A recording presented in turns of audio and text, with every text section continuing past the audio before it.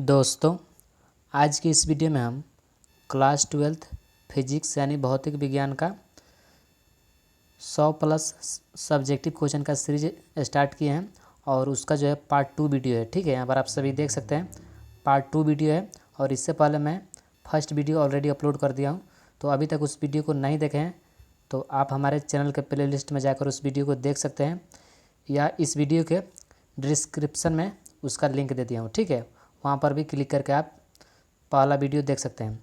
और आज जो है दूसरा पार्ट का वीडियो है जिसमें हम 10 VVI सब्जेक्टिव प्रश्न को देखेंगे जो कि फिजिक्स यानी भौतिक विज्ञान से हैं। और इससे पहले भी हम 10 सब्जेक्टिव बता चुके हैं जो कि पार्ट फर्स्ट वीडियो में। ठीक है, तो अभी तक उस वीडियो को नहीं देखें तो जाकर ज़रूर देखें, उसके बाद इस वीडियो को देखें। तो चलिए चलते हैं, प्रश्न को देखते हैं। देखिए यहाँ पर पहला जो प्रश्न है काफ़ी महत्वपूर्ण प्रश्न है, बोला जा रहा है। और देखिए यहाँ पर 11वां प्रश्न है। इससे पहले मैं 10 प्रश्न को ऑलरेडी बता चुका हूँ और इस वीडियो में हम 11 से लेकर 20 तक के प्रश्न को देखेंगे, यानी इस वीडियो में भी हम 10 VVI सब्जेक्टिव प्रश्न को देखने वाले हैं। तो चलिए चलते हैं, प्रश्न को देखते हैं।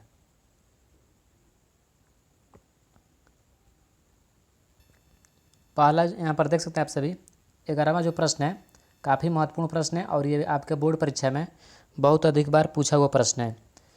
बोला जा रहा है कूलाम्ब के नियम की सीमाओं को लिखें। कूलाम्ब के नियम की सीमाओं को लिखें। तो इसका जो आंसर होगा, कूलाम्ब के नियम की सीमा निम्नलिखित है। कूलाम्ब के नियम की सीमा निम्नलिखित है। देखिए पहला जो पॉइंट है कूलाम्ब के नियम की सीमा का, वह है कूलाम्ब का नियम केवल बिंदु आवेश के लिए मान्य होता है।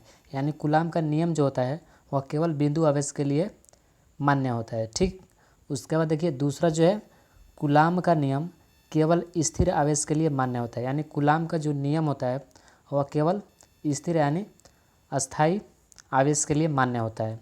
उसके बाद देखिए तीसरा जो है कूलाम्ब का नियम माध्यम पर निर्भर करता है। ठीक है, कूलाम्ब का जो नियम होता है वह माध्यम पर निर्भर करता है।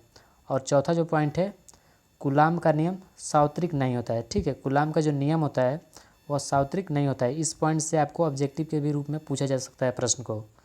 तो आप इन सभी पॉइंट को याद कीजिएगा अच्छे तरह से, ताकि आपके बोर्ड परीक्षा में एक भी प्रश्न ना छूटे।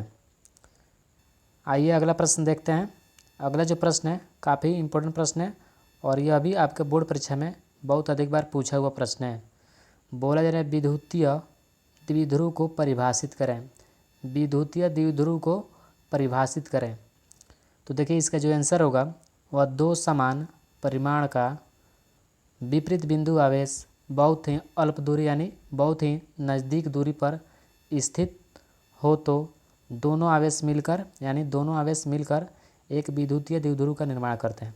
देखिए जब दो आवेश दो समान परिमाण का विपरीत बिंदु आवेश यानी एक प्लस है और एक माइनस है और समान परिमाण का जो आवेश है वह बहुत ही अल्प दूरी, उसके बीच की जो दूरी है वह बहुत नज़दीक यानी बहुत ही कम है, तो दोनों आवेश मिलकर एक विद्युतीय द्विध्रुव का निर्माण करता है। यह जो है पूरा विद्युतीय द्विध्रुव का निर्माण करता है। ठीक, तो आशा करता हूँ आप सभी को समझ में आ गया होगा। आइए अगला प्रश्न देखते हैं।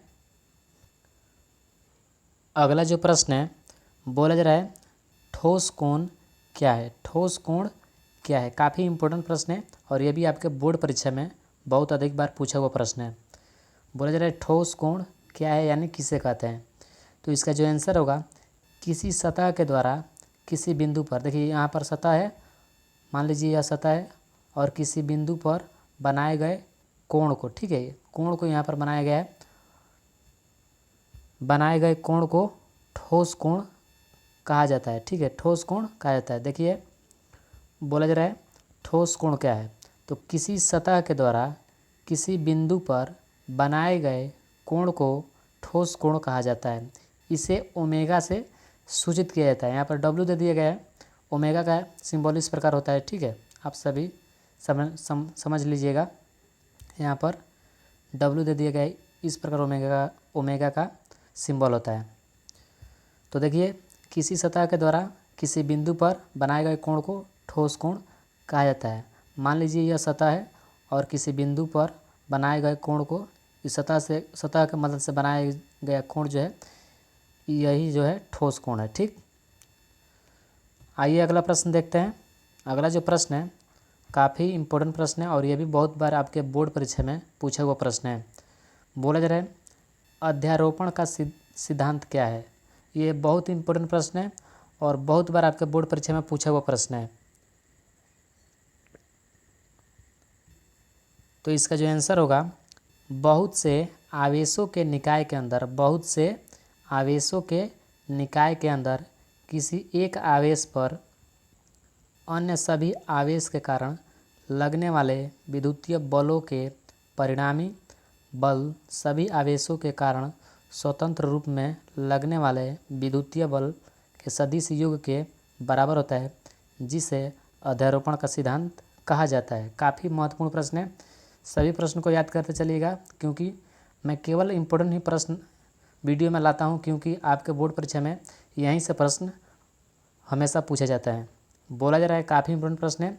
मैं आप सभी को एक बार और बता देता हूँ, अध्यारोपण का सिद्धांत क्या है।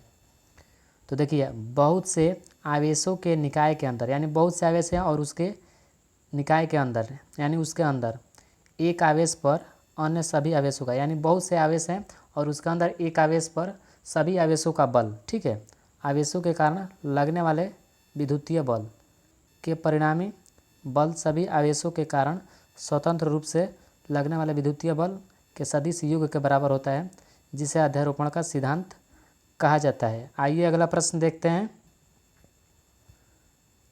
अगला जो प्रश्न है, बोला जा रहा है विद्युत विभव को परिभाषित करें। विद्युत विभव को परिभाषित करें या विद्युत विभव किसे कहते हैं। और ये जो प्रश्न है 2022 एग्जाम में पूछा हुआ प्रश्न है, तो आप इस प्रश्न को भी अच्छे तरह से याद कीजिएगा। देखिए, मैं जितना प्रश्न बता रहा हूँ आप सभी को, आप ईमानदारी पूर्वक उसे अच्छे तरह से याद करते हैं तो मैं गारंटी के साथ कहता हूँ कि आपके बोर्ड परीक्षा में एक भी प्रश्न जो है यहाँ से नहीं छूटने वाला है। ठीक है, देखिए यहाँ पर बोला जा रहा है विद्युत विभव को परिभाषित करें, और यह जो प्रश्न है 2022 एग्जाम में पूछा हुआ प्रश्न है। तो देखिए इसका जो आंसर है, विद्युतीय क्षेत्र के किसी बिंदु तक एकांक धनावेश को अनंत से उस बिंदु तक लाने में किए गए कार्य के बराबर होता है। लाने में किए गए कार्य के बराबर होता है, तो वह विद्युतीय विभव कहलाता है। ठीक है, वह जो है विद्युतीय विभव कहलाता है। और विद्युतीय विभव का मात्रक जो होता है जूल पर कूलम्ब या वोल्ट होता है। ठीक है, जूल बटा कूलम्ब या वोल्ट होता है। चलिए एक बार और आप सभी को मैं बता देता हूँ, विद्युतीय क्षेत्र के किसी बिंदु तक एकांक धनावेश को अनंत से उस बिंदु तक लाने में किए गए कार्य के बराबर होता है, तो वह विद्युतीय विभव कहलाता है। इसका एसआई मात्रक जूल पर कूलम्ब या वोल्ट होता है। आइए अगला प्रश्न देखते हैं। अगला जो प्रश्न है, ये जो है आपके 2023 एग्जाम में 100% पूछे जाएंगे, तो आप सभी प्रश्नों को याद करते चलिएगा। बोला जा रहा है द्विध्रुव आघूर्ण क्या है। द्विध्रुव आघूर्ण क्या है, तो इसका जो आंसर है, किसी विद्युतीय द्विध्रुव या विद्युतीय द्विध्रुव आघूर्ण दोनों आवेशों में से किसी एक आवेश के परिणाम तथा दोनों आवेश के बीच की दूरी के गुणनफल के बराबर होता है, उसे ही द्विध्रुव आघूर्ण कहा जाता है। देखिए बोला जा रहा है द्विध्रुव आघूर्ण क्या है, तो इसका जो आंसर है, किसी विद्युतीय द्विध्रुव या विद्युतीय द्विध्रुव आघूर्ण दोनों आवेशों में से किसी एक आवेश के परिमाण तथा दोनों आवेश के बीच की दूरी के गुणनफल के बराबर होता है, उसे ही द्विध्रुव आघूर्ण कहा जाता है। ठीक है, उसे ही द्विध्रुव आघूर्ण कहा जाता है। दोस्तों, यह वीडियो आपको अच्छा लग रहा है तो इस वीडियो को एक लाइक ज़रूर कीजिएगा और एक प्यारा सा कमेंट ज़रूर कीजिएगा, क्योंकि इससे हमें नेक्स्ट वीडियो बनाने के लिए मोटिवेट मिलता है। ठीक है, तो आप वीडियो को लाइक ज़रूर कीजिएगा और अपने दोस्तों में भी शेयर कीजिएगा इस वीडियो को। आइए अगला प्रश्न देखते हैं। अगला जो प्रश्न है, ये भी बहुत इंपॉर्टेंट प्रश्न है और ये भी आपके बोर्ड परीक्षा में बहुत अधिक बार पूछा हुआ प्रश्न है। बोला जा रहा है गॉस के प्रमेय को लिखें। गॉस के प्रमेय को लिखें या गॉस का प्रमेय क्या है। ठीक है, तो इसका जो आंसर है, विद्युतीय क्षेत्र में किसी बंद तल से होकर गुजरने वाले कुल विद्युतीय फ्लक्स का मान तल के अंदर उपस्थित कुल आवेश का 1/ε0। देखिए यहाँ पर ε0 का सिंबल इस प्रकार होता है, ठीक है। 1/ε0 का मान जो होता है इस प्रकार होता है, सिंबल इस प्रकार होता है, ठीक। बोला जा रहा है यहाँ पर, देख सकते हैं, विद्युतीय क्षेत्र में किसी बंद तल से होकर गुजरने वाले कुल विद्युतीय फ्लक्स का मान तल के अंदर उपस्थित कुल आवेश का 1/ε0 गुना होता है, जिसे गॉस का प्रमेय कहते हैं, ठीक है। गॉस का प्रमेय कहलाता है जहाँ ε0 जो है वह आकाश की परावैद्युता है, ठीक है। ε0 जो है वह आकाश की परावैद्युता है। आइए अगला प्रश्न देखते हैं, और यह 18वां प्रश्न है। बोला जा रहा है विद्युतीय बल क्या है। ये भी बहुत बार आपके बोर्ड परीक्षा में पूछा हुआ प्रश्न है। बोले रहे विद्युतीय बल क्या है, तो इसका जो आंसर होगा, जब किसी आवेश को किसी विद्युतीय क्षेत्र में रखा जाता है तो विद्युतीय क्षेत्र के द्वारा आवेश पर एक बल लगता है। देखिए, जब किसी आवेश को किसी विद्युतीय क्षेत्र में, मान लीजिए यह विद्युतीय क्षेत्र है और इसमें एक आवेश को रखा जाता है, ठीक है, तो इस आवेश पर जो बल लगता है वह विद्युतीय बल लगता है। देख सकते हैं यहाँ पर बोला जा रहा है, जब किसी आवेश को किसी विद्युतीय क्षेत्र में रखा जाता है तो विद्युतीय क्षेत्र के द्वारा आवेश पर एक बल लगता है, जिसे विद्युतीय बल कहा जाता है। आशा करता हूँ आप सभी को अच्छे तरह से समझ में आया होगा। आइए अगला प्रश्न देखते हैं। अगला जो प्रश्न है, बोला जा रहा है मिश्रित क्रम समूहन को परिभाषित करें। मिश्रित क्रम समूहन को परिभाषित करें, और यह भी बोर्ड परीक्षा में बहुत अधिक बार पूछा हुआ प्रश्न है। तो इसका जो आंसर होगा, देखिए, सेलों के मिश्रित क्रम समूहन में सेलों को श्रेणी क्रम में लगाकर फिर से उसे कतार में समानांतर क्रम में लगाया जाता है, जिसे मिश्रित क्रम समूहन कहते हैं। काफ़ी महत्वपूर्ण प्रश्न है, और यह भी बहुत बार आपके बोर्ड परीक्षा में पूछा हुआ प्रश्न है। बोला जा रहा है मिश्रित क्रम समूहन को परिभाषित करें, या मिश्रित क्रम समूहन किसे कहते हैं। तो इसका जो आंसर है, सेलों के मिश्रित क्रम समूहन में सेलों को श्रेणी क्रम में लगाकर फिर उसे कतार में समानांतर क्रम में लगाया जाता है, जिसे मिश्रित क्रम समूहन कहते हैं। आइए अगला प्रश्न देखते हैं, और यह इस वीडियो का लास्ट प्रश्न यानी 20 नंबर प्रश्न है, ठीक है। बोला जा रहा है समविभवी तल या सतह क्या है। समविभवी तल या सतह क्या है, स्पष्ट करें। और ये भी जो प्रश्न है बहुत अधिक बार आपके बोर्ड परीक्षा में पूछा हुआ प्रश्न है। तो इसका जो आंसर है, वैसा सतह या तल जिसके प्रत्येक बिंदु पर विद्युतीय विभव का मान जो होता है वह समान होता है। विद्युतीय विभव का मान समान होता है तो उसे समविभवी तल या सतह कहते हैं। समविभवी तल में किन्हीं दो बिंदुओं के बीच का विभवांतर शून्य होता है, यानी 0 होता है। यह भी बहुत बार आपके बोर्ड परीक्षा में पूछा हुआ प्रश्न है। बोला जा रहा है समविभवी तल या सतह क्या है, स्पष्ट करें। वैसा सतह या तल जिसके प्रत्येक बिंदु पर विद्युतीय विभव का मान जो होता है वह समान होता है तो उसे समविभवी तल या सतह कहते हैं।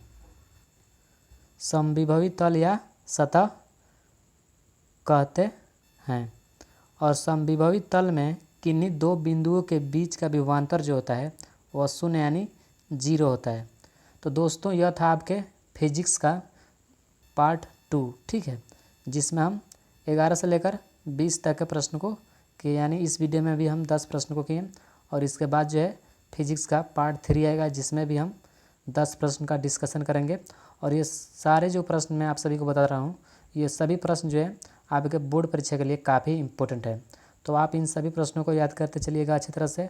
मैं गारंटी के साथ कहता हूँ कि आपके बोर्ड परीक्षा में यहाँ से ज़रूर प्रश्न पूछे जाएंगे, और आपके बोर्ड परीक्षा में जो है एक भी प्रश्न 2 अंक वाले नहीं छूटने वाले हैं, ठीक है, अगर आप इन 120 प्लस सब्जेक्टिव को याद कर लेते हैं तो दोस्तों, यही था आज की इस वीडियो में।